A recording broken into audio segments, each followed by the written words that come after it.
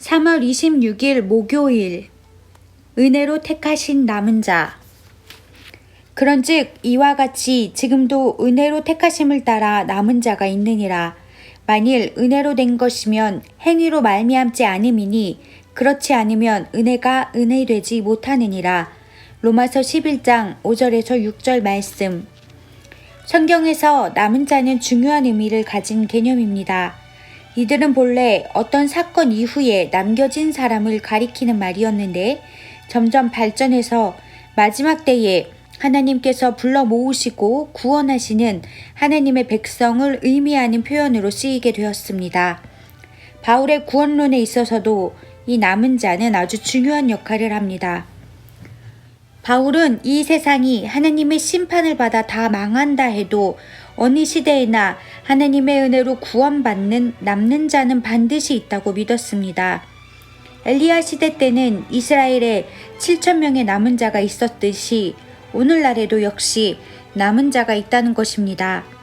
따라서 유대인들이 아무리 예수 그리스도의 복음을 받아들이지 않고 거부하고 있다고 해도 그 중에는 반드시 남은 자가 있기 마련입니다.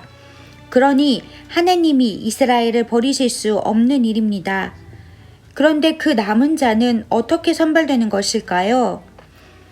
바울은 하나님의 은혜로 택하심을 받는다고 말합니다. 남은 자란 율법적인 행위와 업적으로 구원의 자격을 획득한 사람이 아니라 오직 하나님의 은혜로 구원받은 사람이라는 것입니다.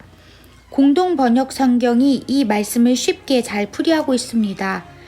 이와 같이 지금도 은총으로 뽑힌 사람들이 남아 있습니다. 그 사람들은 자기 공로로 뽑힌 것이 아니라 하나님의 은총을 받아 뽑힌 것입니다. 만일 그들이 무슨 공로가 있어서 뽑힌 것이라면 그의 은총은 은총이 아닐 것입니다.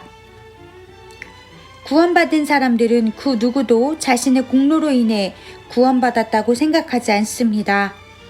오히려 나 같은 죄인이 구원받았다는 사실에 감격합니다.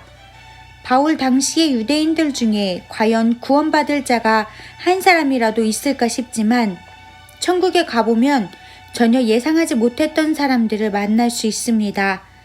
그것은 하나님의 은혜에 달려있는 것이지 우리가 지레 짐작하거나 함부로 판단할 일이 아닙니다. 하나님은 어느 시대에나 구원받을 사람들을 반드시 남겨두십니다. 은혜로 택함받은 남은 자가 되기를 소망하는 동시에 구원받아야 할 영혼들에게 쏠린 하나님의 안타까운 시선을 함께 느끼는 오늘이 되기를 소망합니다. 묵상 질문. 나는 남은 자인가요? 만일 그렇다면 어떻게 남은 자가 되었습니까? 오늘의 기도. 하나님의 시선으로 세상을 보게 하옵소서. 은혜로 택하신 남은 자도 참으로 귀한 영혼이지만 죄 가운데서 여전히 씨름하고 있는 자들도 구원받아야 할 귀한 영혼임을 깨닫게 하옵소서. 예수님의 이름으로 기도합니다. 아멘.